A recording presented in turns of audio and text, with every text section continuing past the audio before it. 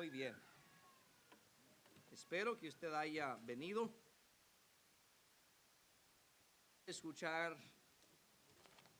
palabra, ni pensamiento, ni filosofía de un hombre, sino escuchar la palabra de Dios, porque sin duda es lo que van a escuchar en esta mañana. Vamos a iniciar, mis hermanos, en nuestras Biblias. Como siempre, tiene que haber un punto de inicio, ¿verdad? Deuteronomio capítulo 32. Deuteronomio 32. No la había encendido. ¿Estamos bien? Mala mía, hasta ahora lo encendí. Muy bien. Deuteronomio capítulo 32. A la verdad me costó encontrar un pasaje para iniciar este mensaje. El mensaje lo tenía todo escrito y desarrollado, y dije yo, ¿con qué pasaje puedo iniciar? Porque no puedo entrar directo al mensaje, tiene que haber un poco de introducción para que sepan.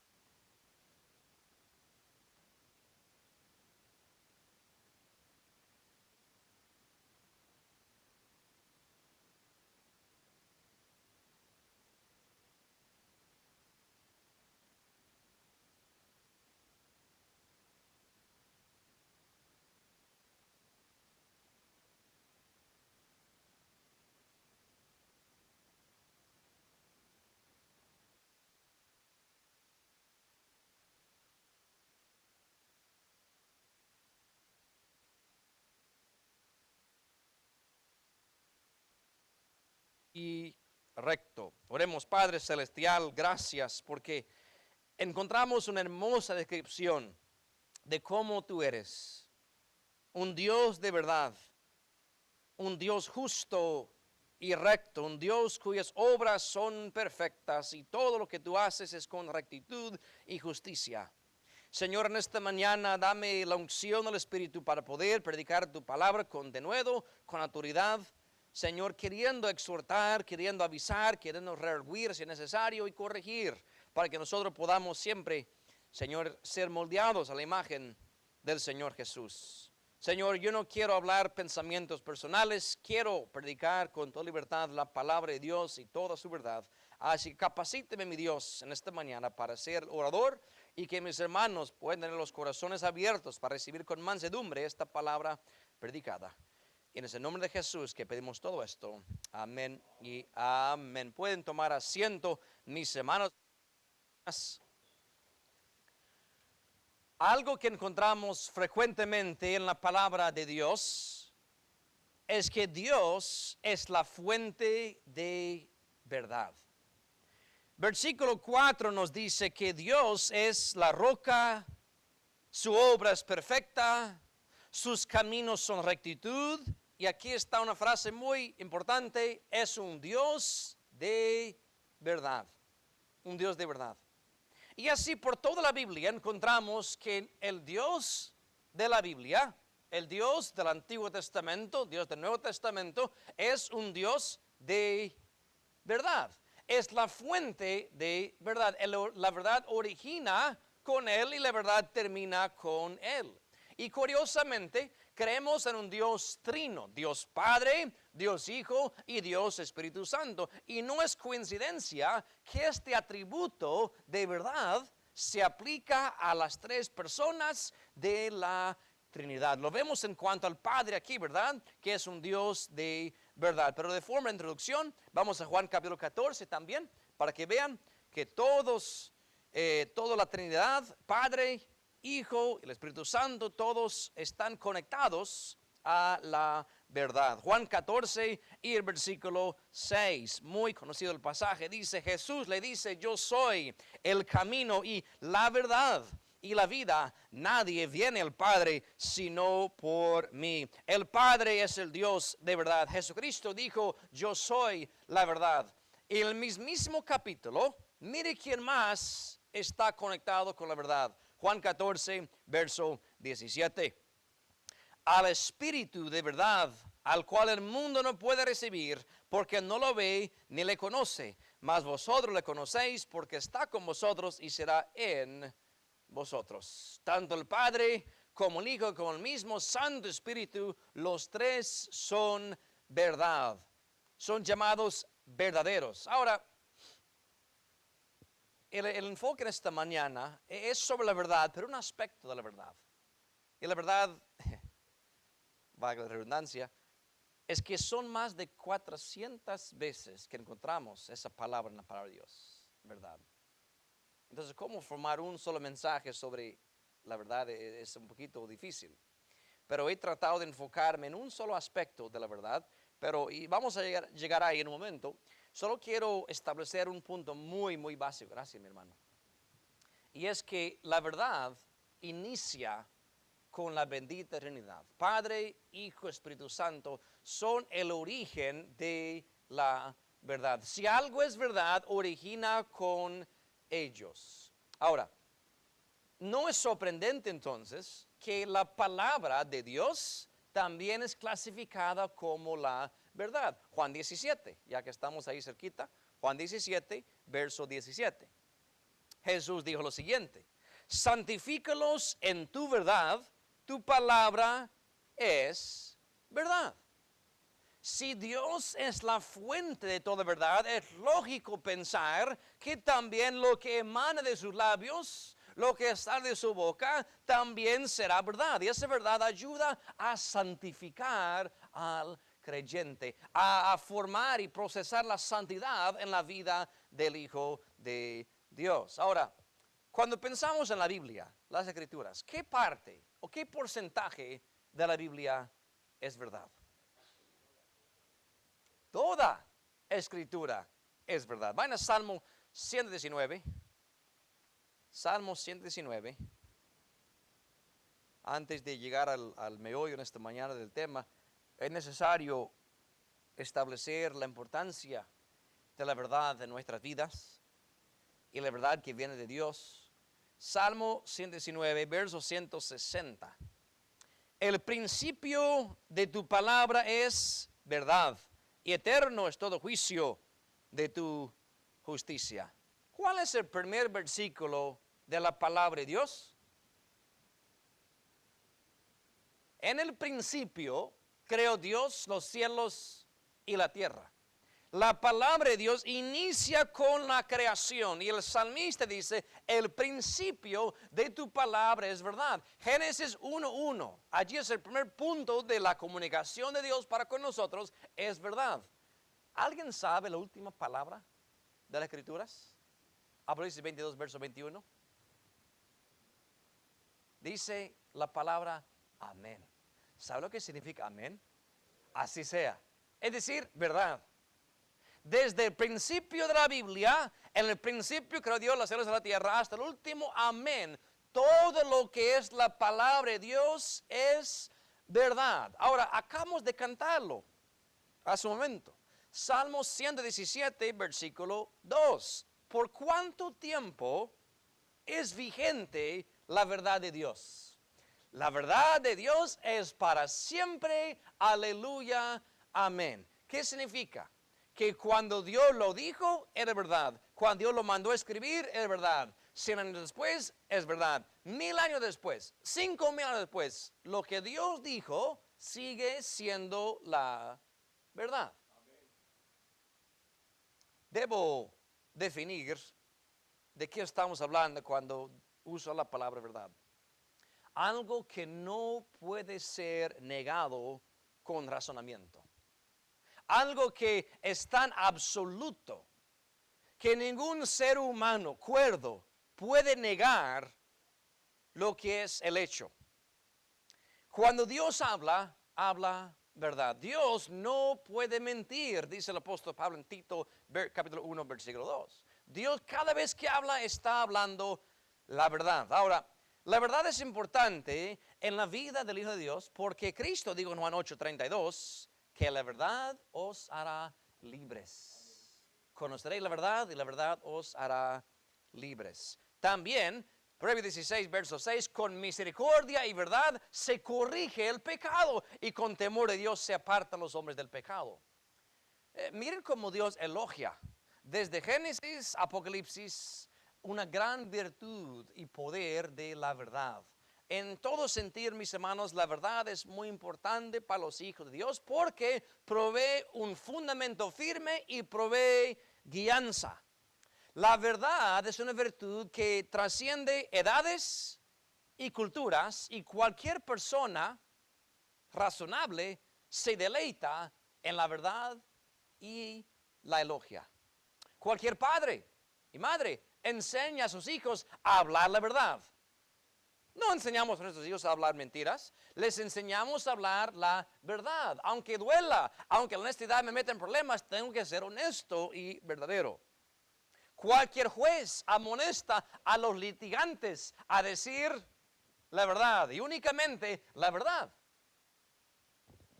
Entonces, la inquietud que yo tenía mientras contemplaba este mensaje, si como sociedad elogiamos lo que es la verdad, y Dios elogia la verdad en su palabra, ¿habrá oposición? ¿Habrá enemigos de la verdad? Y si hay, ¿por qué hay enemigos de la verdad? Y ya llegamos al mensaje que he intitulado Enemigos de la verdad. Porque parece ser que nadie se opondría a algo que es verdad, algo que es correcto y justo y recto y que para el bienestar de todos. Sin embargo, la palabra de Dios nos presenta con varios enemigos de la verdad, junto con el daño que ellos causan. Juan capítulo 8, vamos a iniciar allá. Tengo 4 enemigos de la verdad y seguramente podría haber hecho más largo este mensaje, pero a veces uno tiene que poner límite, ¿verdad?, a las cosas. Y entonces paré con 4. Juan capítulo 8, aquí está tal vez el más conocido, el enemigo más conocido de la verdad. Juan 8, versículo 44. Dice, vosotros de vuestro padre el diablo sois, y los deseos de vuestro padre queréis cumplir. Él, homicida, ha sido desde el principio, y no permaneció en la verdad, porque no hay verdad en él. Cuando habla mentira, de suyo habla, porque es mentiroso y padre de mentira. Jesús declara a un grupo de judíos que se opusieron a su palabra. Miren verso 40. Empero ahora procuráis matarme, hombre que os he hablado la verdad, la cual he oído de Dios. No hizo esto Abraham. Jesús no vino hablando mentiras, ni exageraciones. Vino hablando lo único que puede hablar Dios, verdad. Entonces, ese grupo que oyó sus palabras verdaderas, se le opusieron. De tantas formas opusieron al mensaje y la persona de Cristo. Y Cristo ya en verso 44 les llama hijos del diablo. ¿Por qué dijo eso? Porque aunque Él les habló verdad, ellos no creyeron. Verso 45, porque yo digo verdad, no me creéis. Ahora, obviamente una mentira es el total opuesto de la verdad. Verdad de un lado, mentira del otro lado. Si Dios es la fuente de toda verdad, obliga que haya un opuesto y un origen de ese opuesto. Y Cristo identifica quién es el opuesto y dónde origina toda mentira es con el mismo diablo. El diablo es llamado el padre de mentira. Y cuando uno habla mentira, está haciendo la voluntad del diablo. Tal vez ellos mismos ni siquiera habían pensado en eso anteriormente. Claro, por la escritura sabían que no era bueno mentir, que debían hablar verdad, pero literalmente cuando hablaban mentira estaban cumpliendo los deseos del diablo. Noten que Cristo dice que el diablo era homicida y mentiroso desde el principio. Desde el principio. Tenemos que correr a Génesis 3 entonces, porque encontramos el origen de cómo el diablo fomenta mentiras en Génesis 3, versículo 1. Cómo el diablo engendra mentiras para la humanidad en Génesis 3, versículo 1 al 4. Empero la serpiente era astuta, más que todos los animales del campo que Jehová Dios había hecho, la cual dijo a la mujer: ¿con qué Dios os ha dicho, no comáis de todo árbol del huerto? Y la mujer respondió a la serpiente: del fruto de los árboles del huerto comemos, mas del fruto del árbol que está en medio del huerto, dijo Dios, no comeréis de él, ni le tocaréis, porque no muráis. Entonces la serpiente dijo a la mujer: no moriréis, no moriréis. Primeramente, el diablo viene sembrando dudas en verso 1, ¿verdad? ¿Con qué Dios os ha dicho esto? ¿Con qué propósito Dios dijo esto? ¿Por qué Dios dijo esto de no comer de todos los árboles del huerto? Y ya en versículo 4, descaradamente está desafiando, contradiciendo lo que Dios dijo. Porque Dios había dicho en Génesis 2:17, el día que de él comieres, morirás. Y aquí viene el padre de mentiras diciendo: comen de ahí, no van a morir, no pasa nada. Literalmente contradiciendo la autoridad de Dios. Pero oiga, él presenta su mentira como si fuera una verdad. Él presenta su engaño como si fuera la nueva realidad. Y déjenme decirles, mis hermanos, todo el mundo aplaude lo que es la verdad. Y aún los que se oponen a la verdad de Dios, no es que ellos van a decir, bueno, aquí les voy a dar unas mentiras. No, ellos presentan, según ellos, nuevas verdades, pero son mentiras. Como el diablo opera, él presenta una información contradictoria a la palabra de Dios y dice: esta es la verdad, deben creer lo que yo estoy diciendo. ¿Y sabe qué? Esta táctica del diablo le funcionó para engañar a Eva. Bajen a Génesis 3, verso 13. Entonces Jehová Dios dijo a la mujer: ¿qué es lo que has hecho? Y dijo la mujer: la serpiente me engañó y comí. La definición de engaño es cuando una persona cree que una mentira es una verdad. Esa persona está bajo un engaño. Según Corintios 11, este mismo evento lo menciona el apóstol Pablo en su carta a los Corintios. Según Corintios 11, versículo 3. Entonces vemos cómo opera el diablo y vemos la mentalidad de Eva cuando ella escuchó al diablo. Ella creyó que lo que el diablo estaba diciendo era una verdad. Ella no entendió que era una mentira. Según Corintios 11, versículo 3. Mas temo que como la serpiente engañó a Eva con su astucia, sean corrompidos así vuestros sentidos en alguna manera de la simplicidad que es en Cristo. La serpiente, el diablo, engañó a Eva con su astucia. En el caso de Eva, ella descubrió, algo tarde, pero descubrió que el diablo era un mentiroso. Ella descubrió eso cuando Dios le llamó a cuentas, ¿verdad? Ya de ese punto adelante ella entendió: el diablo es un mentiroso. Pero ¿saben qué? Hay quienes pasan una vida entera creyendo que las mentiras del diablo son la verdad. Eva aprendió tarde, pero por lo menos fue durante su vida. Ay de aquel que se muere creyendo que las mentiras del diablo son la verdad. Porque si te das cuenta, después de morir, ya es tarde. Ya no hay lugar para arrepentimiento. Ya te moriste en condenación porque viviste una vida entera creyendo en las mentiras diabólicas. Tuviste a tu acceso la verdad de Dios y la rechazaste por aceptar las nuevas verdades que el diablo estaba dando y ofreciendo. ¿Habrá esperanza para el diablo? ¿Será que el diablo va a cambiar en su forma de ser? Apocalipsis 20, por favor. Apocalipsis 20. El primer enemigo de la verdad, mis hermanos, es el mismo diablo. Y un gran enemigo que él es. Él se opone en cada situación a lo que es la verdad de Dios. En Apocalipsis 20, no por no leer todo el capítulo, el diablo es encarcelado por 1000 años. Así dice verso 2. Durante esos mil años, Cristo establece su reino en la tierra, un reino de paz y justicia, tranquilidad,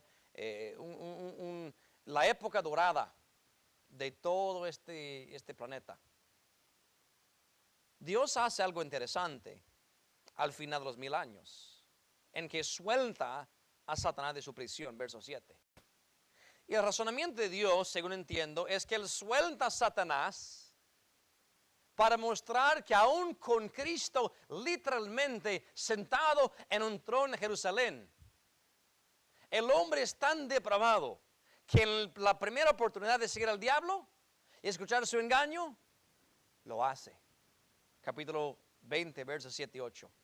Y cuando los 1000 años fueron cumplidos, Satanás será suelto de su prisión y saldrá para engañar las naciones que están sobre los 4 ángulos de la tierra, a Gog y a Magog, a fin de congregarlos para la batalla, y el número de los cuales es como la arena del mar. En nuestro tiempo, en la sociedad en que vivimos, hay quienes cometen un delito y van a la cárcel por un tiempo, 5 años, 10 años, tal vez 20, 30 años. Y la esperanza es que paguen su deuda a la sociedad, en teoría.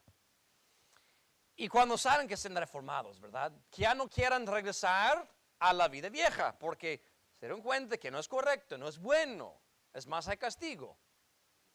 El diablo pasa 1000 años encarcelado.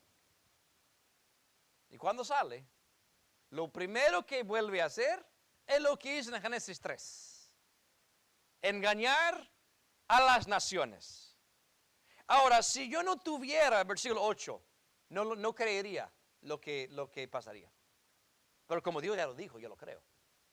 Yo pensaría que nadie va a creer al diablo que había sido encarcelado por 1000 años teniendo a Cristo como rey y Cristo como presidente, Cristo como gobernador y juez y todo. Nadie va a creer al diablo. Sin embargo, él sale para engañar, congrega un gran ejército y mire, ni siquiera es un número que nos da el verso 8. Dice que el número de ellos son como la arena del mar. ¿Cuánta arena hay en la mar? ¿Cuánta arena hay en un puño? Bastante. O sea, no es que el diablo logre engañar uno que otro. Uno que otro que es muy ingenuo, muy simple. No, hermanos. Él engaña bastante. Así que no hay esperanza para el diablo. Nunca deja de tratar de engañar a las naciones. Surge una pregunta. ¿Por qué el diablo fomenta mentiras y desea engañar? ¿Una vez han pensado en eso? ¿Por qué lo hace? ¿Por qué el diablo es el padre de mentiras? Isaías 14. Isaías 14. Yo creo que la respuesta se encuentra aquí. En Isaías 14 tenemos unos pasajes sobre la caída de Satanás, Lucifer. Isaías 14, versos 12 al 14. Dice, ¿cómo caíste del cielo, oh lucero, hijo de la mañana? Cortado fuiste por tierra, tú que debilitabas a las gentes. Tú que decías en tu corazón, subiré al cielo, en lo alto junto a las estrellas de Dios, ensalzaré mi solio. En el monte del testimonio me sentaré a los lados del Quilón. Sobre las alturas de las nubes subiré y seré semejante al Altísimo. Tal vez muchos saben esto, pero voy a dar beneficio a la duda, que algunos no saben. El diablo, antes de ser conocido como el padre de mentiras, antes de ser el gran adversario de Dios, era un querubín. Era una criatura celestial que estaba ya con Dios en el cielo. Y el problema del diablo era el orgullo en su corazón. No era suficiente para él ser el segundo o el tercero. No era suficiente para él estar en la presencia de Dios, sino él quería, como dice aquí, ser semejante al Altísimo. quería subir su trono más arriba que el trono de Dios. No quería estar bajo la autoridad de Dios más. Él mismo quería ser el rey. Y eso fue la causa de su destrucción. Entonces, aquí veo el por qué el diablo desea engañar, presentando mentiras como si fuesen verdad. Porque cuando uno habla verdad, conlleva autoridad. Dios es la fuente de verdad. Él tiene toda autoridad. El diablo, pensándolo así como él piensa, dice, si yo puedo presentar algo, un grupo de información, como si fuese una verdad, y la gente lo cree, me da poder sobre esa gente. De modo que el diablo es un rey de mentiras sentado sobre un trono de mentiras.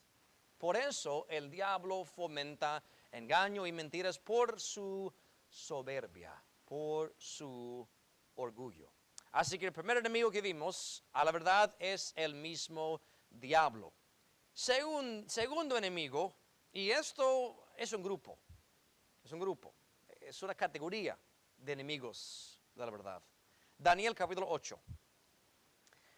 Algunos pasajes que vamos a leer son un poquito pesados y la verdad no es mi intención explicar todo, porque por lo que nos interesa en esta mañana es ver las descripciones.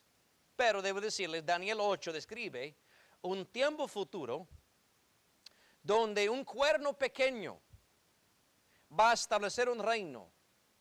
Y la descripción del reino va a ser el enfoque en este momento. Daniel 8, versículo 12. Dice, y el ejército le fue entregado a causa de la prevaricación sobre el continuo sacrificio. Miren esta frase. Y echó por tierra la verdad. E hizo cuanto quiso. Y le sucedió prósperamente. Daniel tuvo una visión que ve un cuerno pequeño que hace esto. Y él estaba tan sorprendido, no sabía qué significaba.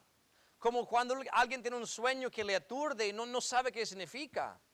En el caso de Daniel, Dios le manda un mensajero, un ángel llamado Gabriel, para explicarle qué significaba este cuerno que echa por tierra la verdad. Está en el versículo 23 al 25. Y al cabo del imperio de estos, cuando se cumplirán los prevaricadores, levantaráse un rey altivo de rostro y entendido en dudas, y su poder se fortalecerá, mas no con fuerza suya, y destruirá maravillosamente y prosperará, y hará arbitrariamente y destruirá fuertes y el pueblo de los santos, y con su sagacidad hará prosperar el engaño en su mano. Y en su corazón se engrandecerá y con paz destruirá a muchos, y contra el príncipe de los príncipes se levantará, mas sin mano será quebrantado.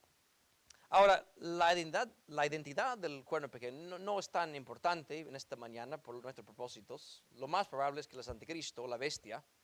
Pero más quiero enfocarme en su descripción. Verso 12 dice que él echa por tierra la verdad. Esto no es solamente ignorar la verdad, es menospreciarla. Es asegurarse que nadie siquiera conozca lo que es la verdad. Lo estoy echando por tierra, la estoy pisando, estoy haciendo que esa verdad no vale nada para mí. Y no es sorprendente que después de echar por tierra la verdad, versículos 23 al 25 nos dice que prospera en su mano. Dice, el engaño, por su astucia, por su sagacidad, hace prosperar el engaño en su mano. Y vemos un atributo común, un atributo junto con el diablo. Es un rey altivo de rostro. Es un rey cuyo corazón se engrandece. Lo que tiene en común con el diablo es que tiene orgullo, es soberbio, es altanero. Él echa por tierra la verdad y establece las nuevas verdades que son engaños. Él no obra bajo justicia, razón y verdad, sino bajo mentira, engaño y su propio arbitrio caprichoso. Ahora, ya les dije, no es coincidencia que antes de prosperar el engaño, primeramente echa por tierra la verdad. Ahora, antes de continuar, miren versículo 23. ¿Qué clase de persona, qué puesto tiene el hombre describido en este pasaje? Es un rey. ¿Qué es un rey? Un líder civil, un líder político, un gobernante. Hoy en día no tenemos reyes en muchos países. Tenemos presidentes, primeros ministros, etcétera, etcétera. Pero como quiera que sea el nombre, es un líder civil, un líder político. Ahora, en el Antiguo Testamento, Deuteronomio 17, vayan allá, Dios dio un gran consejo para los reyes. Deuteronomio 17, verso 18 al 20. Espero que siga mi razonamiento porque esto ya les va a caer el 20. Deuteronomio 17, verso 18 al 20. Y será cuando se asentare sobre el solio de su reino, que ha de escribir para sí en un libro un traslado de esta ley del original de delante de los sacerdotes levitas, y lo tendrá consigo, y leerá en él todos los días de su vida, para que aprenda a temer a Jehová su Dios, para guardar todas las palabras de esta ley y estos estatutos, para ponerlos por obra, para que no se eleve su corazón sobre sus hermanos, ni se aparte el mandamiento a diestra ni a siniestra, a fin que prolongue sus días en su reino, él y sus hijos, en medio de Israel. ¿Entendieron lo que fue el mandamiento para los reyes? Tenían que escribir, ni un secretario, ni un siervo, ni mamá, papá, ni hijo, ni primo. Ellos mismos tenían que hojear el original de la ley de Dios y hacer su propio traslado, con el fin de que la ley de Dios, la verdad de Dios, quedase grabado en su cerebro, en su corazón, que fuesen tan familiarizados con la ley. Y luego de hacer esa copia, leer en esa copia todos los días de su vida. Versículo 19 explica otra parte del por qué. Para que temiesen a Dios y para que obedecieran a Dios, poniendo por obra sus mandamientos. Y como si fuera una añadidura, verso 20, para que su corazón no se eleve sobre sus hermanos. Para que no sea un rey creído, para que no sea un rey soberbio, para que sea un rey que gobierne basado en ¿qué? En la verdad de Dios, no en su propio arbitrio. Ahora bien, regresando a Daniel 8, vemos un gobernante quien echa por tierra la verdad, su primer paso, deshacerse de la verdad de Dios, y luego opera y prospera bajo engaño. Según él, está diciendo mentiras, está diciendo verdades. El pueblo que lo oye cree que está diciendo verdad también. Pero en los ojos de Dios son puras mentiras. Y lamentablemente sus engaños funcionan. Sus engaños funcionan para él, para lo que él quiere. Su reino prospera, hace a su propio arbitrio. Ahora, cuando líderes políticos actúan fuera de la verdad de Dios, sus leyes son injustas. Este rey en Daniel 8 simboliza una persona quien descarta contundentemente la verdad de Dios, la echa por tierra, la pisotea, la escupe, la hace de todo. Esta verdad no es para mí. Este rey no conoce la ley de Dios como debe de conocerla. Este rey en Daniel 8 no le importa la ley de Dios, no le importa temer a Dios, y sus acciones reflejan eso. Isaías 10, por favor. Isaías 10. No predico mensajes políticos. Sin embargo, leyendo y predicando la Biblia, cuando hablamos de un rey, una que otra vez nuestra mente piensa en líderes civiles, en gobernantes, porque eso era un rey del Antiguo Testamento. Era un líder político. Isaías 10, versos 1 y 2.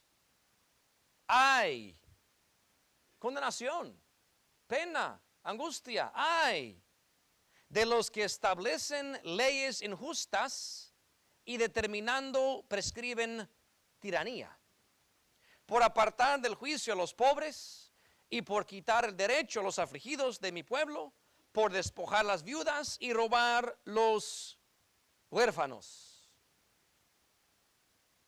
Les dije hace un momento, cuando un gobernante, quien quiera que sea, puede ser un mero alcalde, como puede ser presidente, como primer ministro, quien sea. Cuando ese gobernante descarta la verdad de Dios y comienza a establecer leyes según su propio arbitrio, Dios lo clasifica como leyes injustas y dice Dios, ay de ellos. Y Dios es tan sabio porque Él quiere darnos una pequeña mirada a lo que es o lo que son leyes injustas y tiranía. Verso 2 menciona 4 categorías de personas que son afectadas por la tiranía de un hombre que no teme a Dios. Aparte juicio a quienes, a los pobres. Quita derecho a quienes, a los afligidos. Despoja a quienes, las viudas. Y roba a quienes, a los huérfanos. Para los que saben un poco la Biblia, hay una categoría de personas a las cuales Dios tiene mucha misericordia y compasión y pena. Hasta leyes en el Antiguo Testamento Él escribió para proveer por estas personas. A ver, deben saber los que estuvieron en el estudio de Ruth. Viudas, huérfanos, extranjeros. Una y otra vez vemos esta categoría, que Dios tiene estipulaciones especiales para ellos, diciéndole tanto al rey como al pueblo que no maltraten estos grupos. Y cuando Dios nos quiere dar ejemplos de que es la tiranía en acción, menciona que hay maltrato a estos grupos. Punto es, mis hermanos, hay gobernantes soberbios quienes son enemigos de la verdad, porque han echado por tierra la verdad de Dios. Ya no operan, ya no se comportan, ya no hablan, ya no establecen leyes según la palabra de Dios, sino según su propio arbitrio caprichoso. ¿O creen ustedes que esto nomás fue en el tiempo de Isaías, que ya hoy en día no es posible? Mis hermanos, la palabra de Dios es tan relevante, más relevante que el periódico de hoy. Revela, mis hermanos, cómo es el corazón del ser humano desde Génesis hasta mirar al futuro, de cómo obran los hombres que no conocen a Dios, de cómo obran aquellos que son enemigos de la verdad de Dios. Por eso, constantemente oramos por nuestros gobernantes. Yo no oro para que sea elegido esto, que sea elegido el otro. Oro para que quien quiera que sea elegido, que actúe en el temor de Dios. Porque lo que yo quiero es un gobernante quien tema a Dios, quien acepta, que reconoce la verdad de Dios y no actúa bajo su propio arbitrio caprichoso. Jeremías 5, tercer enemigo de la verdad. Jeremías 5. Vimos el mismo diablo es enemigo de la verdad. Vimos gobernantes soberbios, enemigos de la verdad. Y tal vez esto ya pega un poquito más cerca a casa. Líderes religiosos corruptos. Líderes religiosos corruptos. Jeremías 5, versos 30 y 31. Cosa espantosa y fea es hecha en la tierra. Ahora, antes de seguir, Dios ve a todos, a los malos y a los buenos, dice, ¿verdad? Proverbios 15:3. Los ojos de Jehová corren por toda la tierra viendo los malos y los buenos. Cuando Dios dice que algo es espantoso y feo, debe saber si algo es espantoso y feo. Dios ha visto de todo. Dios ha visto cualquier pecado grosero, asqueroso. Y Él dice en este pasaje, yo he visto algo espantoso y feo en la tierra. Dígame Dios, ¿qué será? ¿Qué es tan espantoso? ¿Qué es tan feo? 31. Los profetas profetizaron mentira. Y los sacerdotes dirigían por manos de ellos. Y mi pueblo así lo quiso. ¿Qué pues haréis a su fin? El tercer enemigo y el cuarto enemigo van de la mano. Como van a ver, la verdad no podría haber uno sin el otro. Pero vamos a enfocarnos por ahora en el tercer enemigo de la verdad. Líderes religiosos corruptos. Ya hablamos del rey, ¿verdad? Que es un líder civil, líder político. Un profeta y un sacerdote en el tiempo de Israel era un líder religioso. Los profetas declaraban la palabra de Dios al pueblo y los sacerdotes ayudaban al pueblo a reconciliarse con Dios. Pero aún así, no eran exentos de la corrupción. Eran personas que por su encargo de parte de Dios, por la unción que tuvieron, debían proclamar la verdad de Dios siempre, sin acepción alguna.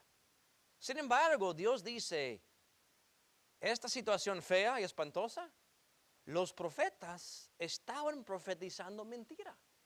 Y los sacerdotes eran cómplices con ellos. O sea, todo el liderazgo religioso estaba corrupto. Y no por demás decirlo, y mi pueblo así lo quiso. En lugar de que el pueblo de Israel rechazara las mentiras del profeta y de los sacerdotes, más bien el pueblo quería escuchar las mentiras de sus líderes. Isaías 30. Isaías 30. Líderes religiosos corruptos son enemigos de la verdad. ¿Por qué? Porque profetizan y proclaman mentiras. Pero ¿sabe qué? Ningún falso profeta en esta mañana, ningún líder religioso corrupto en esta mañana, quien se ponga atrás de un púlpito, va a iniciar su sermón, va a iniciar su charla diciendo, les voy a dar una mentira. No va a hacer eso. Viene con sutileza, viene con astucia, como es el diablo. Y él presenta lo que son mentiras como si fuesen verdades. Isaías 30, versos 9 al 11. Que este pueblo es rebelde, hijos mentirosos, hijos que no quisieron oír la ley de Jehová. Vemos personas quienes no desean escuchar la verdad de Dios. Entonces, dicen los videntes, no veáis, y los profetas, no nos profeticéis lo recto, decidnos cosas halagüeñas, profetizadnos mentiras. Dejad el camino y apartaos de la senda, haced cesar de nuestra presencia al Santo de Israel. Noten que el pueblo que ya no quiere escuchar la verdad de Dios pide a los profetas que profetizasen mentiras. Ahora bien, surge una pregunta. ¿Por qué un profeta? ¿Por qué un sacerdote que conoce de la palabra de Dios y la verdad de Dios? ¿Por qué trocaría la verdad de Dios por las mentiras? ¿Por qué? Miqueas capítulo 3. Miqueas, ahí entre los profetas menores está Miqueas, Amós, Abdías, Jonás, Miqueas, o se encuentra Mateo, unas 10 páginas a la izquierda más o menos. Miqueas capítulo 3 y el versículo 11. Miqueas 3, 11. Sus cabezas juzgan por cohecho. Sus sacerdotes enseñan por precio. Y sus profetas adivinan por dinero. Y apóyense en Jehová diciendo, ¿no está Jehová entre nosotros? No vendrá mal sobre nosotros. Según Dios, la corrupción en el tiempo de Miqueas, tanto en la esfera política, las cabezas del hogar, de la nación, como en la esfera religiosa, sacerdotes y profetas, su corrupción encontraba su raíz ¿en qué? En el amor al dinero. Lo hacían por dinero, lo hacían por precio, lo hacían por cohecho. Y en esto se cumple una gran verdad que el apóstol Pablo nos desata en 1 Timoteo 6, verso 10, que dice: porque el amor al dinero es la raíz de todos los males, el cual, codiciando algunos, descaminaron de la fe y fueron traspasados de muchos dolores. Cuando el dinero es el factor motivante de un líder religioso, no habrá un apego a la verdad de Dios. No hay razón por qué aferrarse a la verdad de Dios. Porque si lo que a mí me interesa es el dinero, yo voy a usar cualquier táctica, cualquier medio para ganar más dinero. Y si yo me aferro a la ley de Dios y la verdad de Dios, y el pueblo no quiere eso, voy a perder a esa gente. ¿Y qué pasa entonces con mi sueldo, con mi precio, con mi salario? También baja. Entonces, en el tiempo de Miqueas solamente, no hombre, hasta el día de hoy, hay líderes religiosos corruptos quienes han abandonado la verdad, porque su interés es únicamente monetario. Lo que les interesa es su bolsillo y no están interesados en hablar la verdad según la palabra de Dios. Ahora bien, les dije que el tercer enemigo y el cuarto van de la mano. No puede haber uno sin el otro. Hay líderes religiosos corruptos únicamente porque hay pueblo, hay gente que quiere escuchar mentiras. 2 Timoteo 4, por favor. 2 Timoteo 4. No falta mucho, no se preocupe. 2 Timoteo 4.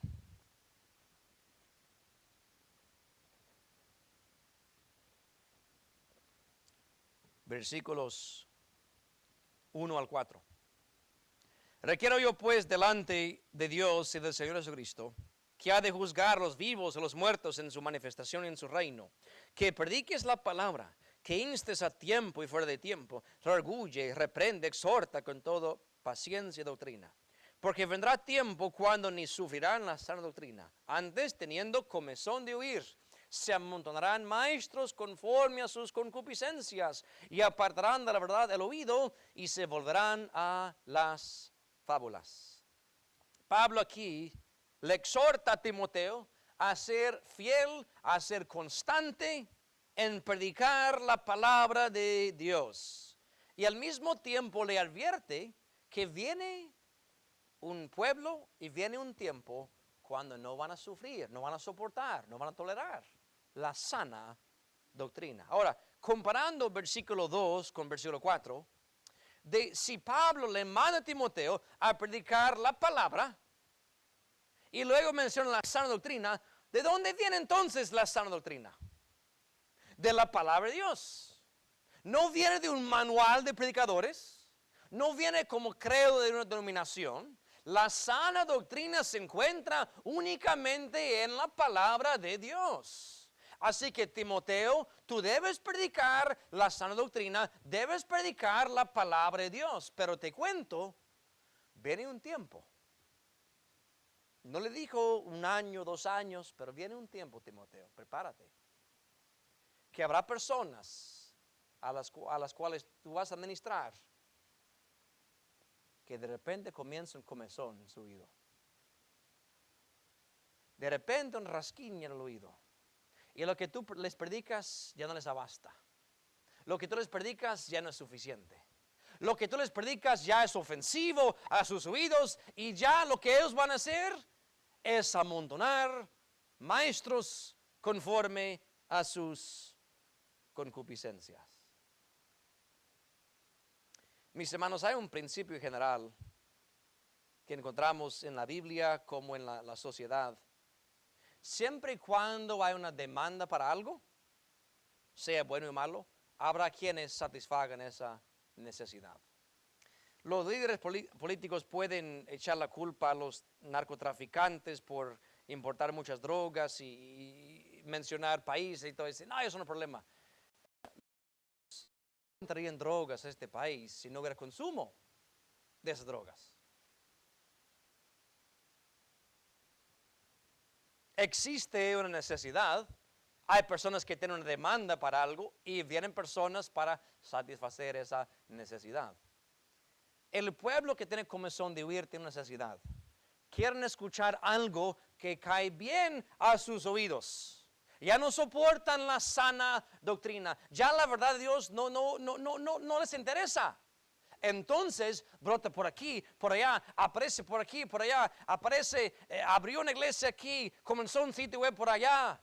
Maestros conforme a sus concupiscencias, conforme a sus deseos carnales. Así que no nos debe sorprender cuando hay un montón de maestros falsos que no están predicando la verdad, porque hay una demanda para eso.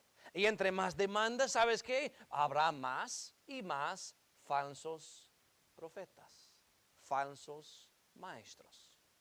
Ahora, ¿qué hacen ellos? Verso 4. Apartarán de la verdad el oído. Cuando uno aparta su oído de la verdad, ya no escucha, no quiere escuchar la palabra de Dios. Casi iniciamos en Juan 8, ¿verdad? Que Cristo dijo, les he hablado la verdad y no me creéis. Así son ellos. Apartan de la verdad del oído. No les interesa escuchar la palabra de Dios. Quieren algo más, no sé, algo más relevante para mi cultura. Quiero algo que es más ya de moda. No, hombre, verdades de la palabra de Dios son muy anticuadas y obsoletas. Yo quiero algo moderno. Apartarán de la verdad del oído. ¿Y se volverán a qué? A las fábulas, a los mitos, a cosas que no son verdaderas. Ahora, el que les predica esto, no les está diciendo, les voy a predicar fábulas, les voy a predicar falsedades. Él está diciendo, les estoy dando la verdad. Uno tal vez pregunta, ¿cómo yo puedo saber entonces? ¿Cómo yo puedo saber si uno es falso maestro o no? Si uno está predicando sana doctrina o no. Fácil. La misma palabra de Dios. Dichosos nosotros que por $1.25 creo, puedes ir a la tienda y comprar una Biblia. O hasta gratis la puedes descargar en tu teléfono. En otro tiempo era muy difícil poder tener en tus manos tu propia copia de la palabra de Dios. Hoy en día abundan las Biblias en las casas de uno. Punto es, mis hermanos, que no hay razón por qué no filtrar todo lo que escuchamos por la palabra de Dios. Debería ser fácil identificar la verdad comparado con las fábulas. Tenemos que asegurarnos que nuestro apetito o el apetito que nuestro oído tiene no sea conforme a la concupiscencia, sino conforme a lo que realmente necesitamos, que es la verdad de Dios. Quiero terminar con un pasaje, 2 Corintios capítulo 13. Es posible, tal vez hasta probable, que voy a predicar otro mensaje sobre la verdad, un diferente aspecto de la verdad, pero sobre la verdad, la semana que entra. Quise enfocarme hoy en día del asunto enemigos de la verdad. El diablo, gobernantes soberbios, líderes corruptos, líderes religiosos corruptos y gente que tiene comezón de oír. Y hoy día, tú estás en un lado o al otro lado en cuanto a la verdad. No existe un lugar neutral. Mira lo que dice el apóstol Pablo, 2 Corintios 13, versículo 8. Porque ninguna cosa podemos contra la verdad, sino por la verdad. Hoy en día, o tú estás en contra de la verdad de Dios, o tú estás por la voluntad, perdón, por la verdad de Dios. Dije en la escuela dominical, o tú estás por Jesucristo o en contra de Jesucristo. No hay lugar neutral. Hoy en tu pensamiento, tu filosofía, tus acciones, tus palabras, o tú estás por la verdad o contra la verdad. Pablo decía, hablando de él como sus camaradas, nosotros no podemos hacer nada contra la verdad. La verdad es absoluta. No es nuestro alterarla, no es nuestro modernizarla. Lo nuestro es ir por la verdad, no en contra la verdad. Iniciamos leyendo que Dios es un Dios de verdad. Su obra es perfecta. Tú quieres estar al lado de Dios. Tú quieres estar al lado de la verdad de Dios. Tú no quieres estar, aunque sea la mayoría, en cuanto a numeración, de los que se ponen contra de la verdad de Dios. Vimos cómo le termina al diablo.